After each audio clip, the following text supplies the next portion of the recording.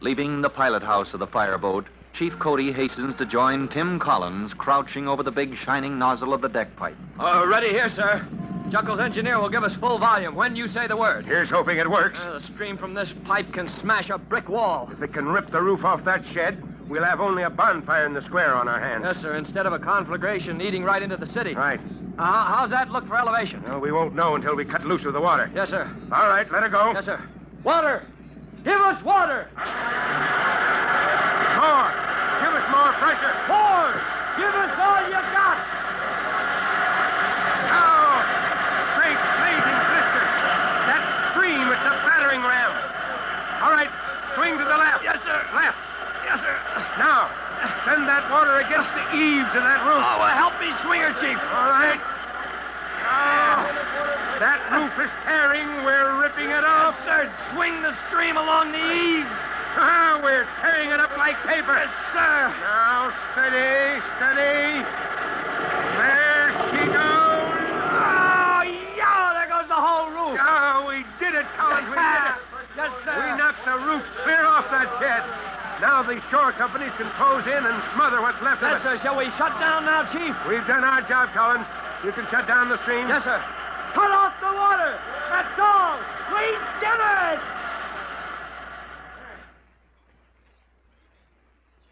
An hour later, the auxiliary fireboat, Engine 210, lying in midstream off Pier 14, has completed picking up all equipment and is once more the Eustace T, flagboat of the Tennacombe Towboat Company's fleet of tugs. Except that Captain Juckle has one important duty to perform as he joins Chief Cody and Tim Collins in the pilot house. Well, I guess that's that, Chief. Got them hose racked up to dry. All the soot and smoke smooches is wiped off. Yeah, that crew of mine, they're shining up the breakwork. Well then, Captain, what next? What next?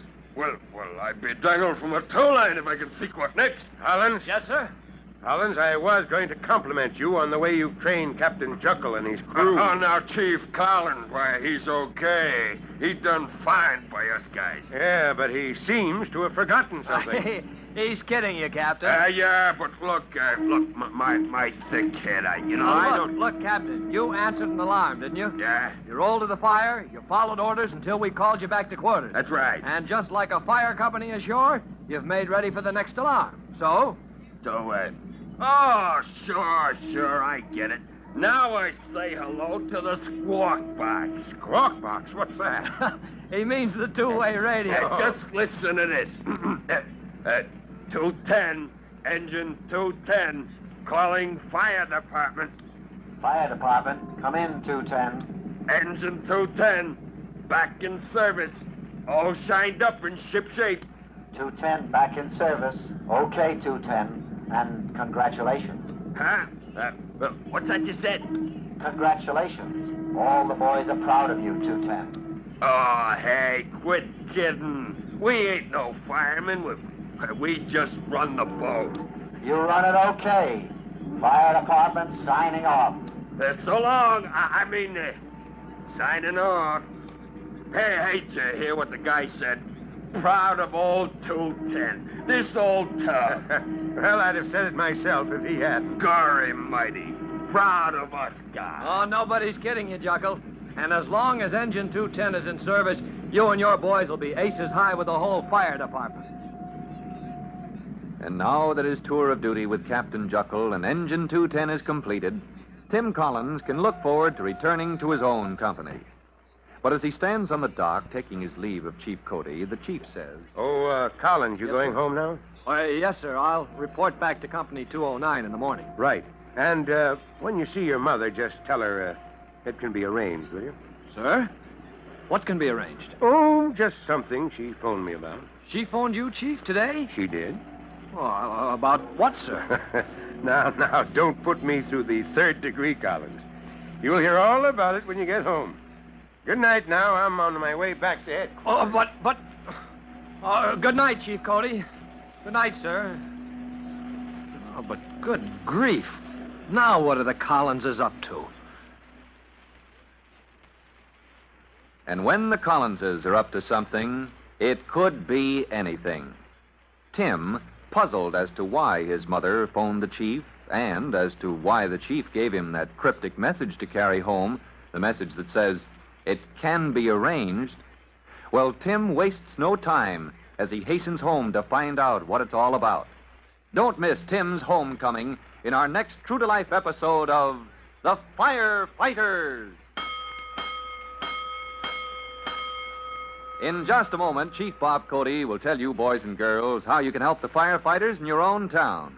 But first, here's a message you ought to hear.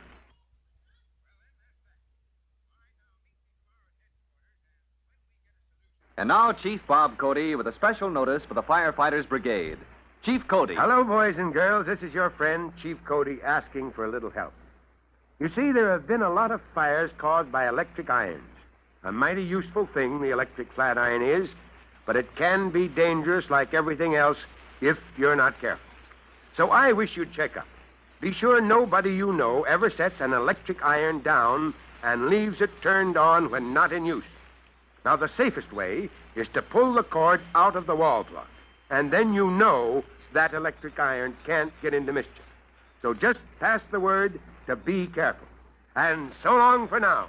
Fire Chief Cody and the young rookie fireman Tim Collins will be back on the same station the next time you hear... That's it. Let's go!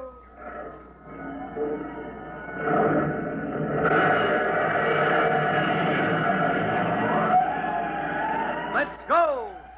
Firefighters! Firefighters is a copyrighted feature of William F. Holland Productions.